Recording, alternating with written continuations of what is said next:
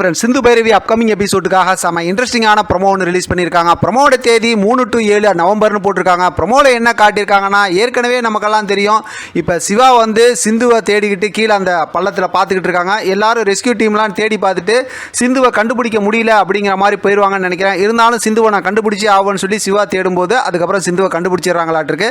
ஆனால் சிந்து வந்து பேசுகிறாங்க. சிந்துவுக்கு சொல்கிறாங்க, என்னால் நடக்க முடியல, 2 காலும் வந்து எனக்கு உடஞ்சிருக்கு அப்படிங்கிற மாதிரிலாம் சொல்கிறாங்க. பரவாயில்லன்னு தூக்கிட்டு போய் ஒரு இடத்துல வந்து ஒரு ஃபால்ஸ் மாதிரி இருக்குது, அந்த இடத்துல உட்கார வச்சு சிந்துக்கு வந்து ட்ரீட்மெண்ட் பார்க்குறாரு. பல்ஸ் ரேட் குறைஞ்சிருக்குன்னு சொல்லி அங்கே இருக்க ஃப்ரூட்ஸ்லாம் காட்டிலேருந்து கொண்டு வந்து கொடுக்குறாரு. இப்போ சிந்து வந்து ரொம்பவுமே பத்திரமா பார்த்துக்கிறாரு. ஆனால் இந்த சூப்பரான மூமெண்ட்லாம் பார்த்தோம் அப்படின்னா நிறையா சினிமா படத்தில் நம்ம பார்த்தது தான். ஆக மொத்தத்தில் இப்போ ஒருத்தர் நல்லா புரிஞ்சுக்கிட்டு சூப்பரான ஒரு மூமெண்ட் வரப்போகுது. இங்கே பார்த்தோம் அப்படின்னா வீட்டில் நிறையா பிரச்சனை நடக்க போகுது. ஏன்னா இவங்க 2 பேருமே காணோம் அப்படிங்கிற மாதிரி தேட போகிறாங்க. பார்க்கலாம் அடுத்து என்னெல்லாம் அதிரடியாக கதையை கொண்டு போகிறாங்க, எப்படி இன்ட்ரெஸ்டிங்காக ஸ்டோரியை மாற்றுறாங்க அப்படிங்கிறத தொடர்ந்து நம்ம பார்க்கலாம். எப்படி பார்த்தாலும் இப்போ சிவா சிந்துக்குள்ளார நல்ல ஒரு புரிதல் வந்துருச்சு அப்படின்னாக்கா அதுவே ஒரு சூப்பரான ஒரு மூமெண்ட் தான். இதை பற்றின உங்களோட கருத்தை கமெண்ட் பாக்ஸில் தெரியப்படுத்துங்க. தொடர்ந்து ஆதரவு கொடுங்க. தேங்க்யூ ஃபார் வாட்சிங்.